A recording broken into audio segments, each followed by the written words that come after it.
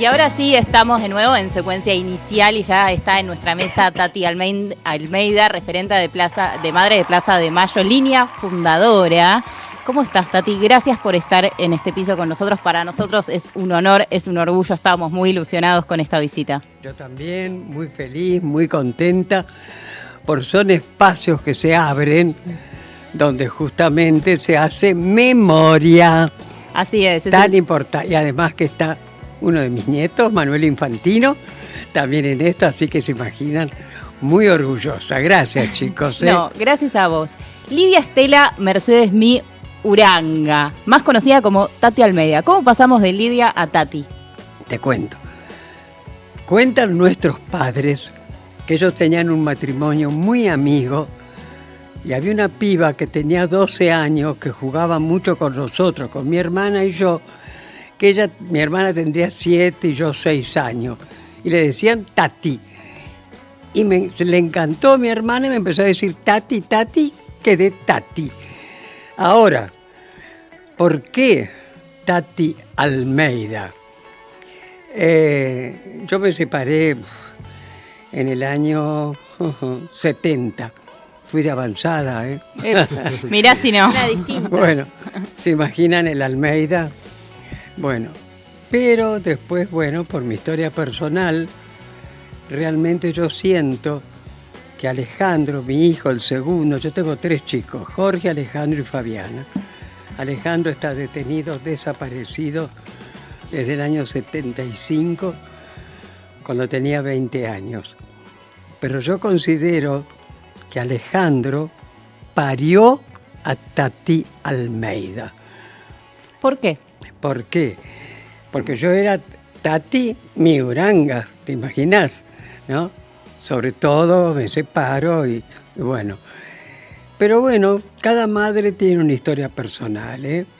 Que yo pienso que si no hubiera sido por la desaparición de nuestros hijos, no nos hubiéramos conocido, porque cada cual tenía su familia, su ocupación, su oficio. Bueno, yo también caí en la escuela pública, soy docente, por supuesto, chicos, jubilada hace años y nunca pensé que después de tantos años iba a seguir haciendo docencia por la vida, pero con un pañuelo blanco en la cabeza. De ahí que viene el tema. Como te decía, que cada madre tiene una historia.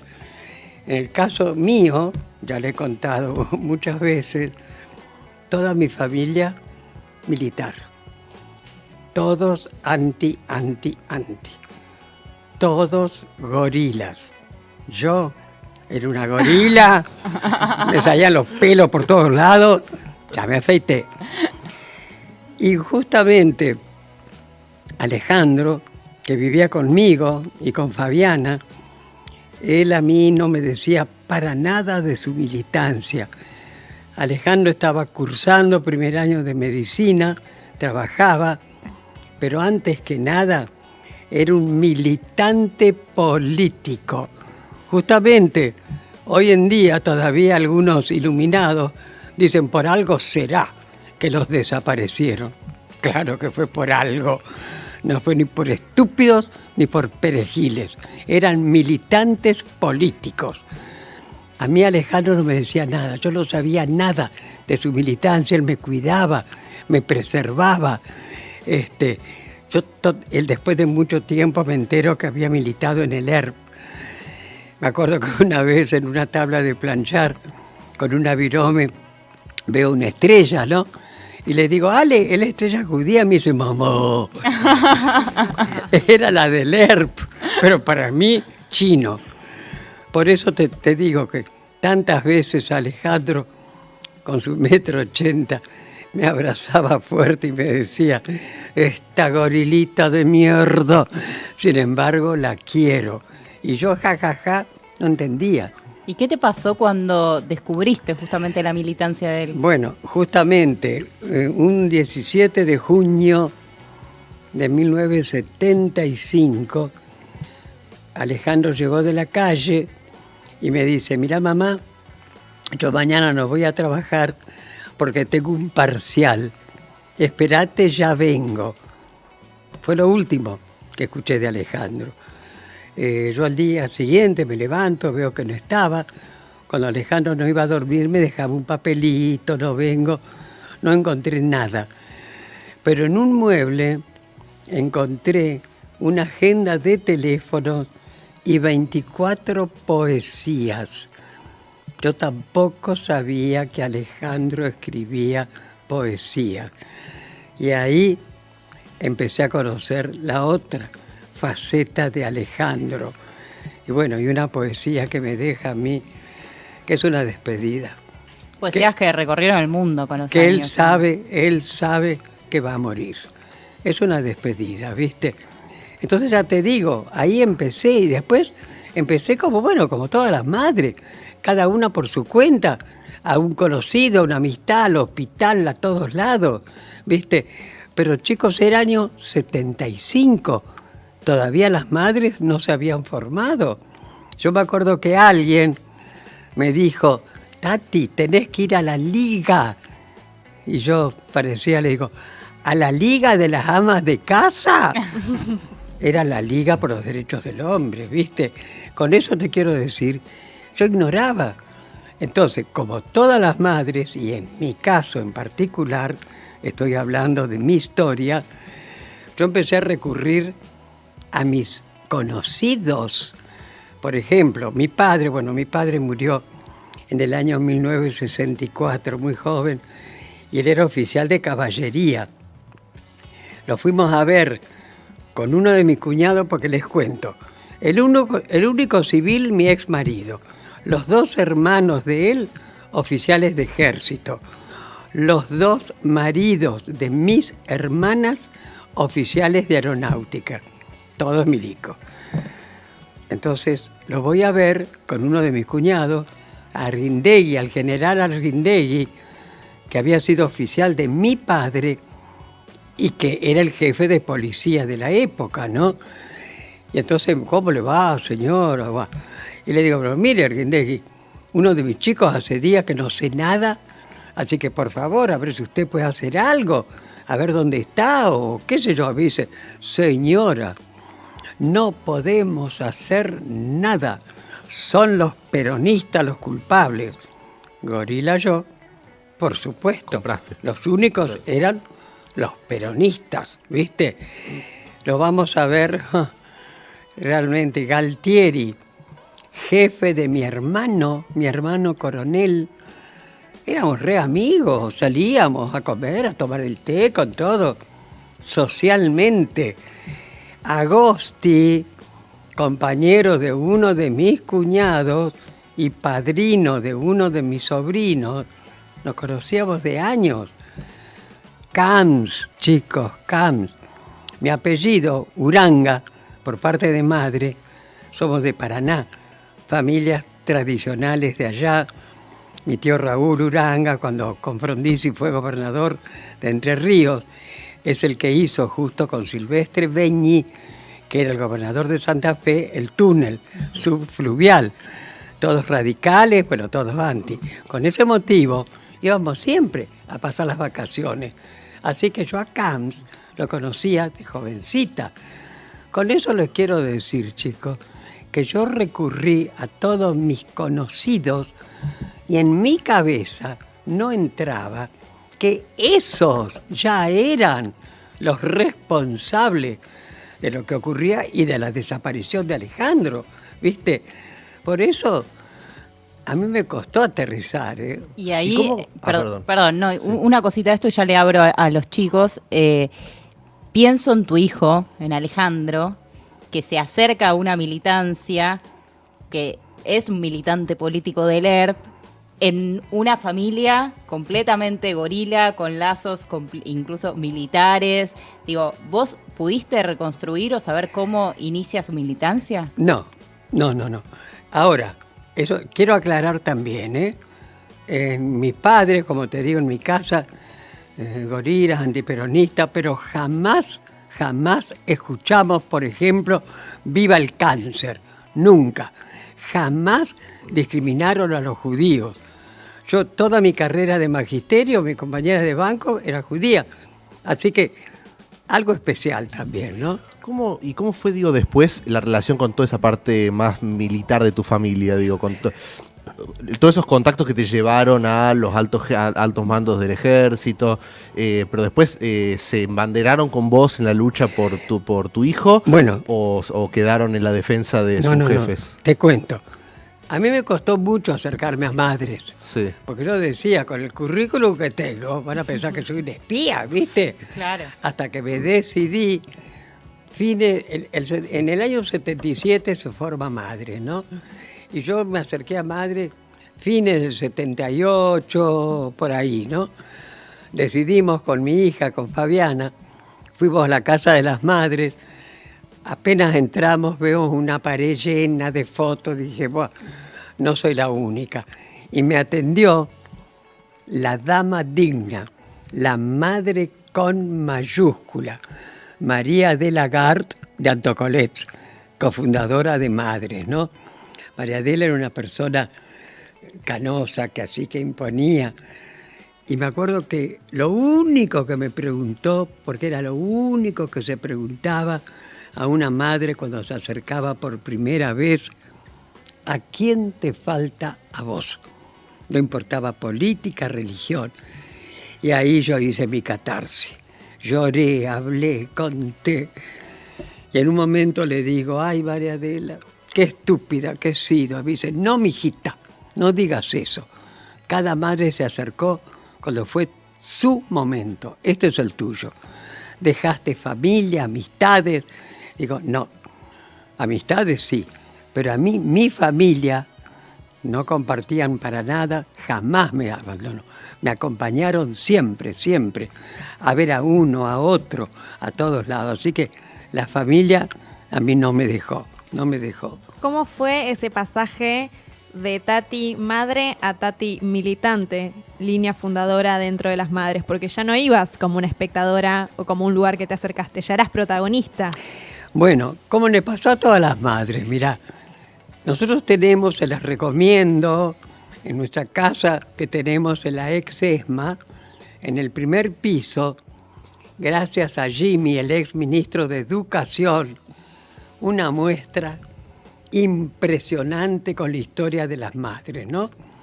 Y hay un lugar que es como una cocina, donde hay un teléfono blanco, un televisor viejo, una radio vieja. Simbólicamente, las madres de la cocina a la plaza. O sea, la mayoría, ojo, no teníamos idea de política, otras sí, porque estaban con sus hijos o estaban cuando vinieron a buscarlos, ¿viste? Pero la mayoría no teníamos idea, ¿no? Así que de mujeres de la casa nos transformamos en leonas, donde salimos como locas a buscar a nuestros cachorros, porque nos llamaron locas, creyendo que nos ofendían. Claro que sí, locas, de dolor, de rabia, de impotencia. Nos arrebataron, bueno, lo más preciado que tiene una mujer, que es un hijo. Así que por eso fue una conversión así, de golpe. Empezamos a ocupar lugares que eran para los hombres, las calles, las marchas, y ahí ya te digo, nos convertimos. Pero no hay que olvidarse de los padres de Plaza de Mayo. Muchos de los padres acompañaban a sus mujeres a la plaza. Pero ¿qué pasa? Sobre todo en esa época, el que trabajaba era generalmente el hombre. Le sacaban una foto, lo echaban y además el hombre es más... Muchas veces iban y se acercaba un policía, se agarraban a piñas, uno. Así que los padres se quedaron, digamos, pero acompañaron. Hay un video, chicos, que es fácil de encontrarlo, si no se los mando, que es Los Padres de Plaza de Mayo. Es impresionante cómo ellos sintieron ese dolor, pero con ese machismo, sobre todo, que había tanto antes. El hombre no llora, el hombre es el fuerte. No hicieron la catarsis y murieron muchos así, del corazón, y otros, desgraciadamente, por decisión propia. Tati, ¿qué recuerdo tenés del 24 de marzo de 1976? Bueno, eso te iba a contar.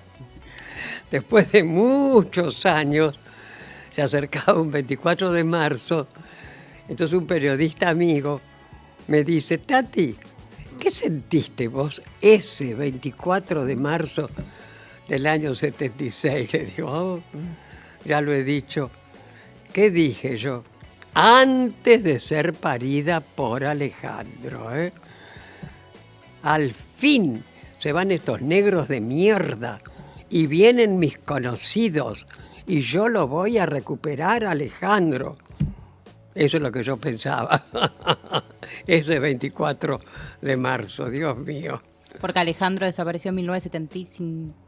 El 75, Claro, ¿no? lo desaparecen en el año 75. Claro. ¿Te imaginas? Así que estaban Isabel Perón, que ya era un títere, López Rega, la AAA. Pero ya te digo, para mí, dice, ay, se van estos y vienen mis conocidos. ¿Y cómo es el proceso? Porque uno, digo, si ve la historia, pasa mucho esto de nuevas generaciones que toman la posta de las luchas de las viejas generaciones. Pero acá pasa algo al revés, que es madres agarrando la posta de luchas de los hijos. Claro. ¿Cómo fue aprender eso? ¿Fue aprender de política, de militancia, con el ejemplo de él? Imagino que debe haber sido muy doloroso, pero a su vez también muy enriquecedor desde el aprendizaje, ¿no? Pero claro, porque yo justamente, después empezaron a acercarse amigos, compañeros de Alejandro, y ahí yo me fui enterando de bien la militancia de Ale. Yo me acuerdo cuando hicimos esa marcha que fue apoteótica contra el punto final, las madres íbamos a las universidades, entonces fuimos ahí a Núñez, a la universidad, para invitar a los alumnos, ¿no? Entonces cuando me tocó hablar a mí, yo digo, bueno, soy Tati Almeida, madre de Alejandro Martín Almeida. Termino de hablar y vienen dos muchachos pálidos, me abrazaban, lloraban y me decían, ¿sos la madre de Alejandro? Sí, le digo, por él estamos vivos. Él no habló, él sabía nuestros nombres, nuestra dirección y nos pudimos exiliar.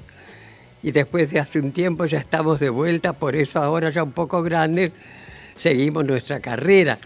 Uno me dice, yo le puse Alejandra, el otro, yo Alexander, porque vivo en Suecia. Y bueno, así empecé a tener un poco justamente lo de Alejandro. Y yo a esta altura, chicos, que he recibido, bueno, cantidad de honoris causa, reconocimiento, yo les puedo asegurar que cada una de esas distinciones, yo lo veo, Alejandro, que me dice, miren la gorilita de mierda en qué se convirtió. Y yo sé que está muy orgulloso de mí. Recién mencionabas que se acercaban hasta las universidades. Perdón, hablé un poquito fuerte porque estoy Sí. bastante Beethoven, ¿eh? Recién mencionabas que se acercaban ustedes a las universidades. Hoy tienen su propia universidad. No, nosotros no. Bueno. Es el grupo de Bonafini, sí. Sí.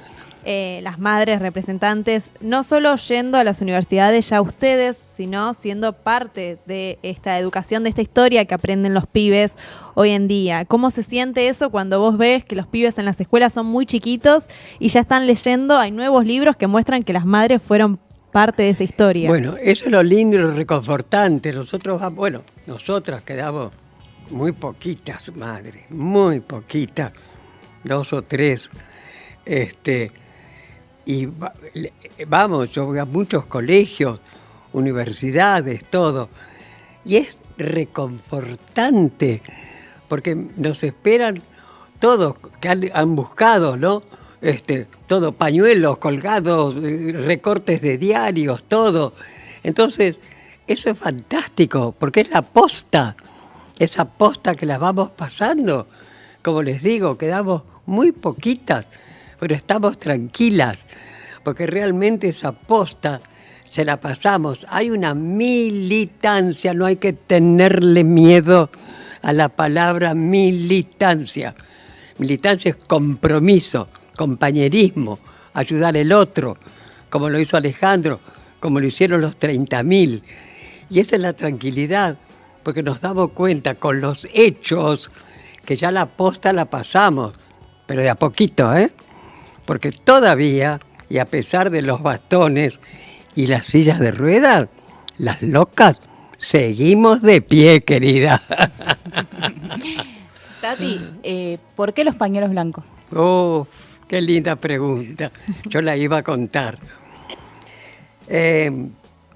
Todos los años hay una gran peregrinación a Luján.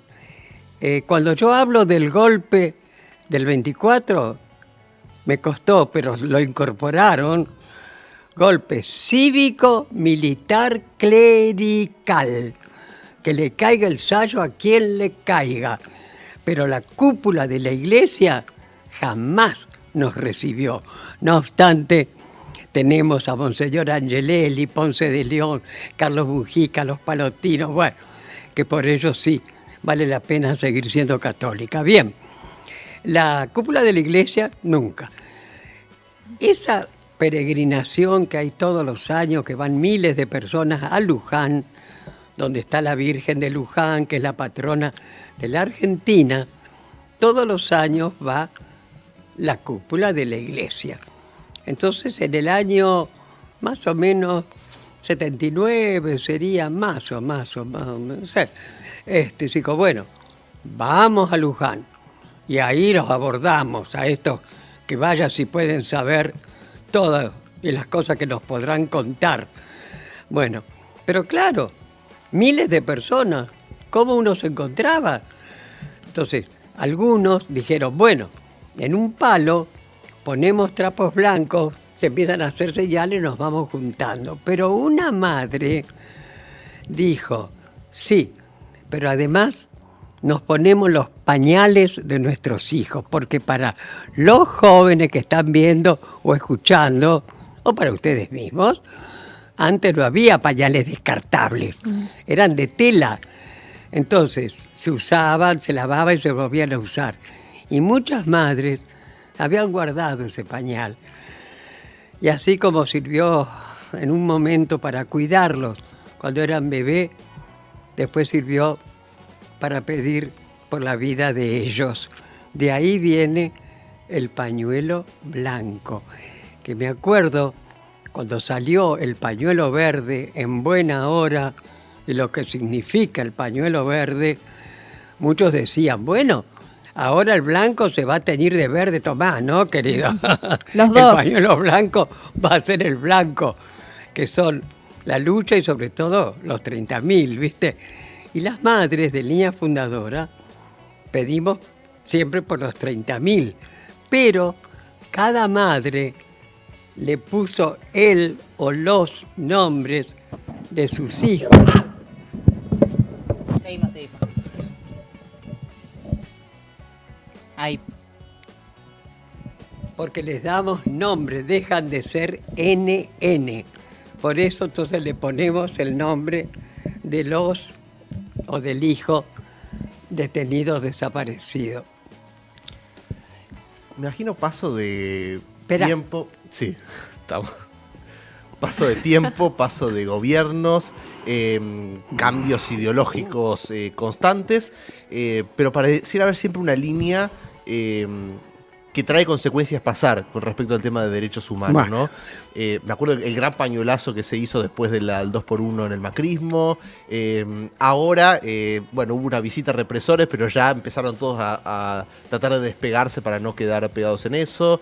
¿Sentís que está fuerte todavía la consigna, la lucha, Bueno. o que eso en los últimos años se ha visto en riesgo?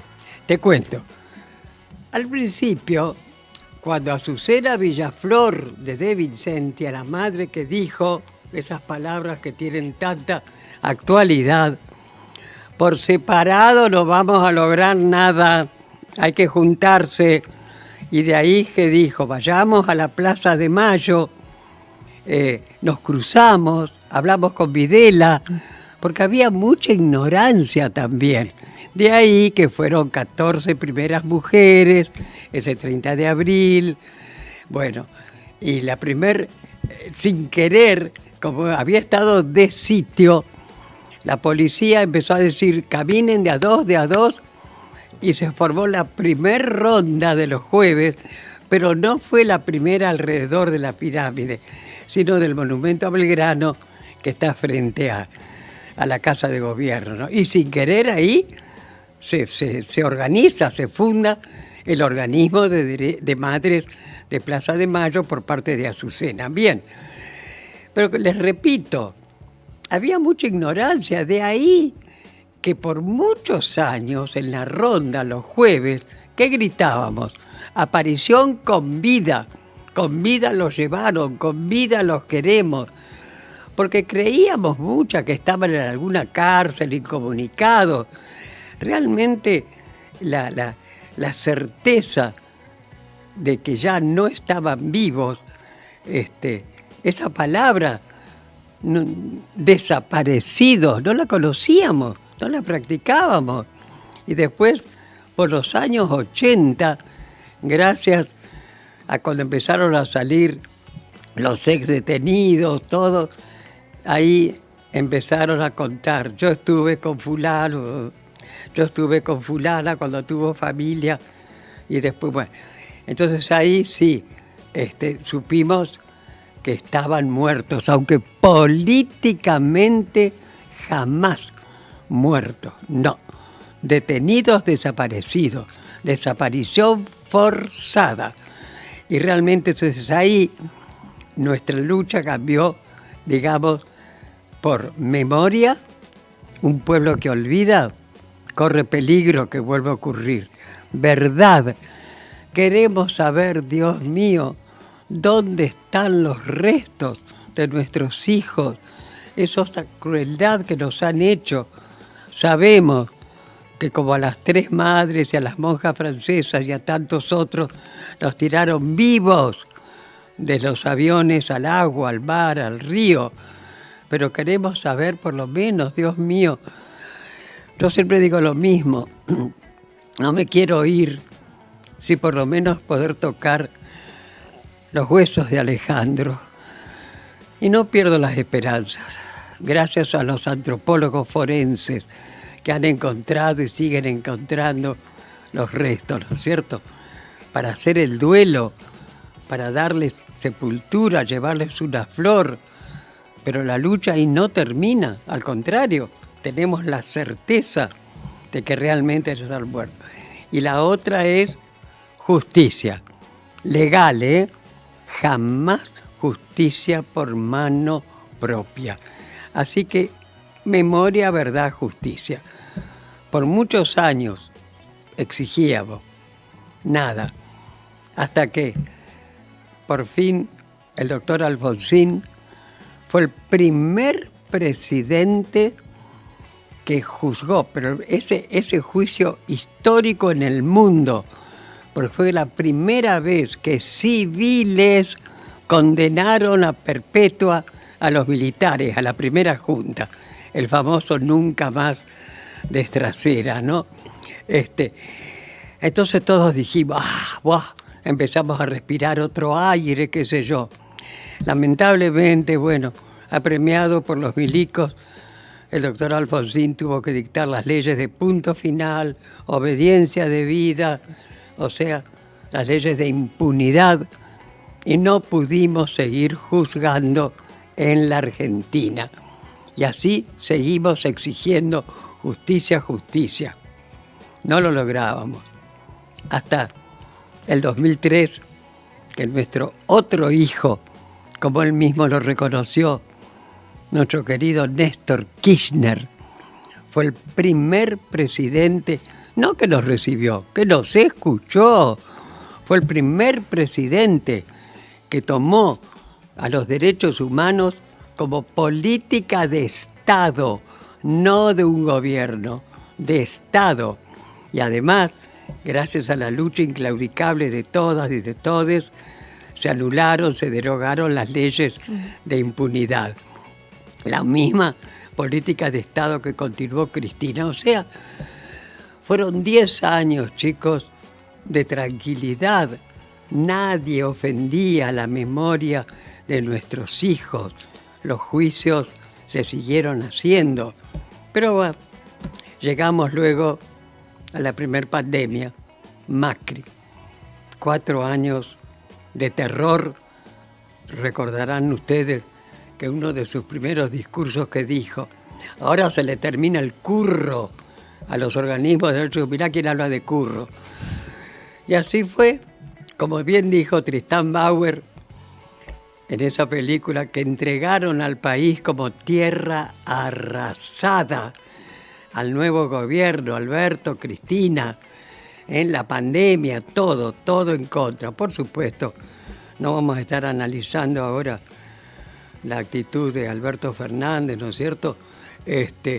Pero realmente fue lamentable y así llegamos a este gobierno con este desquiciado Milei y compañía, gobierno negacionista total, que es un gobierno inhumano. Lo que está haciendo, por favor, a los jubilados, tirarles. Pero los otros días, ayer, vimos cómo reaccionaron los jubilados, agarraron a patadas a un policía, lo sacaron rajando. Es lamentable lo que está ocurriendo. Pero no nos hemos quedado con los brazos cruzados. Estamos demostrando con los hechos que la resistencia continúa. Miren las marchas que han habido. Sí. Todas realmente ahí exigiendo, contando la verdad. Es muy difícil, chicos, sí. Tati, me siento a punto de faltarte el respeto por preguntarte por este gobierno, pero luego te quiero preguntar qué te pasa cuando ves la noticia, por ejemplo, de diputados que van a visitar represores. ¿De los diputados? Sí. ¿Y qué te parece? Es lamentable. Dios mío, además todo preparado y concedido con auto oficial. Entraron ahí como perro en su casa con los celulares, se sacaron fotos, todo. Bueno, en eso estamos, ojo, en eso estamos, exigiendo, no pidiendo, exigiendo que realmente se forme una comisión. Pero ahí también los nuestros están un poquito tibios. Son muy pocos los que realmente están pidiendo y exigiendo. A ese por besarle, bueno, se sabe, lo suspendieron. Fíjate vos, y estos que van a ver a los genocidas, a sus amigos, hay dudas. Por favor, Tati, en eso estamos, ¿Quién es Alfredo Astiz y qué significó para las madres? Bueno, te imaginás, el ángel rubio, degenerado, se metió con las madres, sobre todo Azucena, la que más lo cuidaba, y él decía que su madre no iba porque estaba hecho bolsa por la desaparición de su hermano, qué sé yo. Bueno, entonces se ganó la confianza de las madres. ¿Vos lo conociste? ¿Vos lo conociste? No lo conocí. Pero les voy a contar lo que me pasó con él. Esperá. Sí. Entonces, ese famoso 8 de diciembre del año 77, en la iglesia de la Santa Cruz, bueno, una de las iglesias y los curas que nos recibían, que ahí iban como a rezar y nos pasábamos todas las novedades. Bueno, el 8 de diciembre, que es el Día de la Virgen, la iglesia es muy grande, ¿no? Se había quedado que luego de la misa se iba al jardín porque se estaba juntando el dinero para sacar la primer solicitada en la prensa con nombre, apellido, número de documentos de los que hasta ese momento se sabía que estaban desaparecidos, ¿no? Bueno, terminó la misa, salieron, estaban ahí en el jardín en unas 12 personas, por eso se llaman los 12 de la Santa Cruz. Y Astiz estaba ahí, entonces con un billete, no me acuerdo de cuánto sería, nadie se dio cuenta que los iba señalando. Le decía, ¿tenés cambio? ¿Tenés cambio? Esperen, ya vengo, voy a buscar cambio. Cuando se fueron, ahí se llevaron a Esther Cariaga, Mari Ponce, a Azucena a los 2 días, y eran 12. Se los llevaron, bueno, los metieron presos, los torturaron y los tiraron vivos, ¿no? Y nos cuentan, Dios mío, pobrecita, que Azucena, cuando estaba ahí presa, decía, ¿qué le pasó al chico ese rubio? ¿Le pasó algo? Todavía proponiéndoselo. Así que, pero fue muy valiente con los indefensos, porque cuando fue a Malvinas, apenas pisó tierra, se rindió, ni un tiro. Ese es este Astiz, que lo fueron a ver todos con la anuencia de la Villarruel y compañía, ¿no? Por eso, esto no va a quedar así, no va a quedar así, no puede ser, no puede ser. Tati, las madres siempre han sido un faro. ¿Qué tiene que hacer hoy la militancia? ¿Qué crees que tiene que hacer hoy la militancia? Lo que están haciendo, que es la posta que yo dije que les hemos pasado, que son la esperanza. Ustedes, chicos, jóvenes, incluso desde todos lados, con esta radio, por ejemplo, que espero que les vaya muy bien y estoy segura que va a ser un éxito, donde dicen la verdad. Eso es una manera de militancia. Cada uno desde su lugar y como puede, tiene que estar siempre contando la verdad. Por eso, honestamente, es tan importante que me hayan invitado, porque ven que hay una madre de verdad, que está contando lo que fue. Y ese avión de los vuelos de la muerte, logramos tenerlo y está en la ex-ESMA. Así que hay que ir a verlo también, ahí lo recobramos. Bueno, hay toda una historia, que cómo se llegó, gracias a Giancarlo Ceraudo, ese chico, ese periodista, y a Miriam Lewin. Bueno, hay toda una historia, ¿no? Así que eso es lo que hay que hacer. No olvidarse de que nosotros, las locas, en lo que podemos, seguimos militando. Y son ustedes los que van a tomar, y ya la están tomando, a la posta. Es el compromiso que tienen, no con nosotras, no, con Alejandro y los 30.000. Desde algún lugar los están viendo y les reclaman que tengan memoria. ¿Hay motivos, Tati, para ser optimistas pensando en el futuro, pese a todo lo que está pasando? Yo creo que sí. Lo último que se pierde es la esperanza. No hay que perder la esperanza, porque además dice que no hay mal que dure 100 años. Por supuesto que no dure 100 años, de más está decir. Pero acá también hay que ver nuestros políticos. Acá no hay debates políticos. Tiene que haberlos, tienen que escucharlos. Son muy pocos. Yo, por ejemplo, realmente al que apoyamos a Axel Kicillof, lo que está haciendo ahí en la provincia, por favor, ese sí, que saca la cara, que realmente, pero hay que escuchar, tiene que haber debates políticos, y yo tengo la esperanza, sinceramente, de que volvamos, y pronto, como decimos, volveremos y seremos 1 millón. Dios nos oiga, ¿no? Tati, en todos estos años, desde bueno, ya hace muchas décadas, te vemos luchando, te vemos dándole aliento a todos, te vemos enseñándonos, te convertiste en un faro, sos tatuaje en la piel y en el corazón de miles y millones de personas, pero también sos una mujer, perdiste un hijo. Quiero preguntarte si en todo este tiempo hubo en algún momento lugar para la tristeza. Te cuento, yo tengo una familia maravillosa. Mi hija, Fabiana, Jorge, que vive en España, pero viene cuando puede, y unos nietos que ni te cuento. Esta familia, que yo nunca, por ejemplo, ni a Jorge ni a Fabiana, les hice sentir que el mejor es Alejandro porque está desaparecido. No, los tres están en el mismo lugar en mi corazón. Por supuesto el agujero no me lo llena nadie, ¿no? Pero nunca les exigí a ellos, tienen que acompañarme, tienen que venir. Lo mismo con mis nietos, con mis 4 nietos, los que viven acá. Jamás, ni Fabiana les exigió, ni yo tampoco. Pero eso sí, siempre fui, como me lo dicen ellos, una abuela presente, ¿no? Realmente que yo estoy recogiendo lo que sembré. Porque yo podía tener, como les digo, la marcha, lo más importante, pero si alguno de ellos decía un versito en el colegio, llegaba tarde a la marcha, pero yo estaba ahí con ellos.